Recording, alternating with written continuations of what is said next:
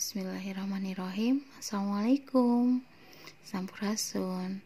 Tepang deui sareng ibu dina lawungan kadua diajar bahasa Sunda.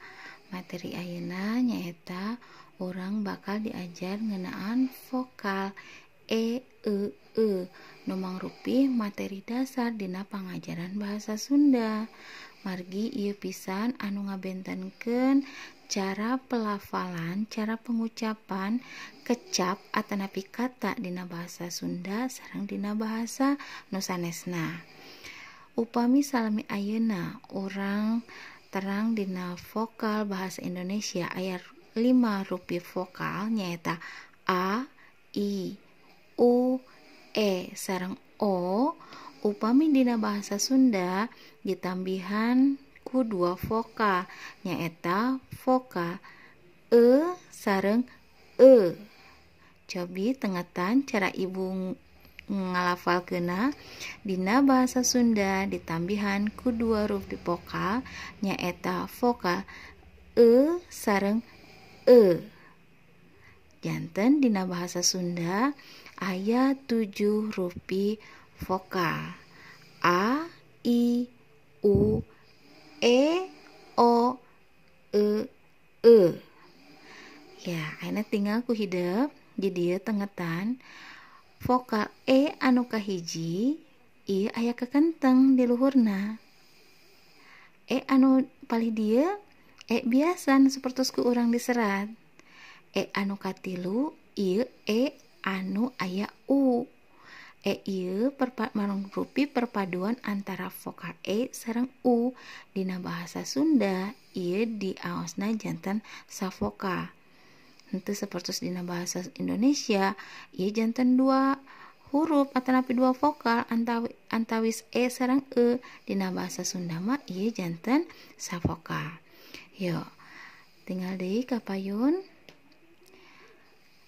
E anu kahiji e anu aya kekenteng di luhurna ieu diaosna e pepet. E pepet ieu dibacana jelas e. Sakali deui vokal e anu kahiji e anu aya kekenteng di luhurna ieu e kapital ieu e alit disebatna nyaeta e pepet. Dibacana jelas e. Contoh kecapna atanapi contoh katanya nih aya kecap ember. Kecap ember atau kata ember ditulis dengan vokal e yang menggunakan kekenteng di atasnya. Jadi vokal e yang menggunakan tanda kekenteng di atasnya dibaca jelas e. Kita baca menjadi ember. Contoh nu kadua nyaeta pami urang bade nyerat kecap eta. Kecap eta ieu oge sami, vokal e na kedah ngangge kekenteng margi dibacana jelas e. Pelapalanana eta. Ayeuna contoh nu katiluna nyaeta oge, hese sareng contoh nu kalima nyaeta mere. Oke, ember, eta, oge, hese sareng mere. Ieu mangrupa contoh kecap anu nganggo vokal e pepet. Ayeuna cobi ku urang tinggal upami urang lepat nganggo vokal e tinggal ieu kecap ieu ngangge e anu kadua. Tah e anu kadua nyaeta samar e. Nah, ieu dibacana sanes ember tapi janten ember. Ember. Eta upami henteu nganggo kekenteng di luhurna ieu diaosna janten eta. Kitu oge nu ieu diaosna janten sanes oge tapi janten oge. Ayeuna upami ngangge u anu nganggo e nu ngangge u ieu dibacana janten jelas e. Janten ember sanes ember tapi ember. Kitu deui eta. Upami nganggo u ieu diaosna janten leres eta. Ya, ieu oge diaosna janten sanes oge tapi janten oge. Kumaha sementawis kahartos? Dah supados urang langkung uningan deui, ya orang bahas anu kadua. Nyaeta biasa anu sapertos urang biasa nyerat dina bahasa Indonesia. Mung dina bahasa Sunda ieu diaosna sanes tapi dibacana samar Sekali deui ieu nu biasa dibacana samar Kangge contona tengetan ku hidup ieu aya kecap kelas. Tengetan ibu ngalapalkeunana kelas. Jelas, endog, entong, gelas. Urang bentenkeun upami urang ngangge vokal anu sanes. Ieu pami kelas ngangge vokal anu kahiji tadi, pepet. Ieu diaosna janten naon? Ya, ieu diaosna janten kelas.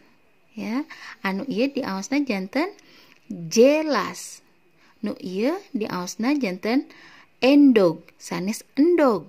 Nu mawi tadi dia urang tos jelas cara pelafalan vokal sareng samar Kartos cobi ayeuna upami ngangge vokal anu aya uan nyerat kelas tapi aya uan, ieu diaosna janten naon? Ieu diaosna janten kelas. Ieu janten jelas. Ieu janten endog. Janten upami urang bade nyerat kelas angge vokal anu samar. Teu kenging nganggo vokal pepet atanapi vokal anu jelas margi ieu lepat. Ayeuna urang tengetan deui kangge vokal anu katilu. Vokal anu katilu ieu vokal anu dipadukeun sareng huruf u. Dina bahasa Sunda sanaos ieu aya 2 huruf tapi diangkeunna janten sahuruf. Nyaeta dibacana jelas Contona upami urang bade nyerat kecap hideung. Tinggal ibu ngalapalkeunana hideung, beheung, enteung, beureum. Janten upami urang bade nyerat kecap hideung, urang kedah ngangge vokal jelas Kitu oge upami urang bade nyerat beheung, kedah nganggo vokal jelas Margi upami urang ngangge pepet ieu diaosna janten hideng. Upami urang ngangge vokal samar ieu diaosna janten hideung. Ya, tah kecap hideung ieu nuduhkeun hiji warna. Upami kecap hideung ieu nuduhkeun hiji sikep rajin atawa daekan. Kukituna vokal dina bahasa Sunda ngalungguhan posisi anu penting pisan. Jalaran tiasa ngarobih kana makna kana harti hiji kecap. Kitu oge tinggal upami urang ieu beheung. Beheung upami diseratna ngangge vokal pepet ieu diaosna janten beheng. Yuk bentenkeun ieu diaosna beheung. Ieu diaosna janten beheng. Nu ieu diaosna janten beheng. Janten mana nu leres?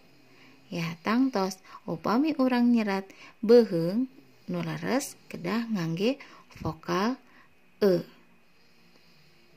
Kumaha? Kahartos panginten sementawis? Upami anu teu kahartos mangga diantos japrianana ka WA ibu. Teu kada isin-isin taroskeun bae nya supados urang janten tiasa. Tah kangge pancen kangge tugas minggon ayeuna ibu palai hidep milari 10 contoh kecap anu nganggo vokal e pepet, 10 vokal nu ngangge samar e kecap nu nganggo samar e 10 sareng 10 kecap anu ngagunakeun vokal e jelas. Kahartos mangga sabada hidep nyerat contoh-contoh ka 10 kecap nu nganggo vokal e nembe ku hidep dipotokeun dikintun dina Google Classroom paling elatna dinten enjing tabuh 11. Sakitu heula panginten anu kapihatur, hatur nuhun kana sagala rupi perhatosanana. Wassalamualaikum warahmatullahi wabarakatuh.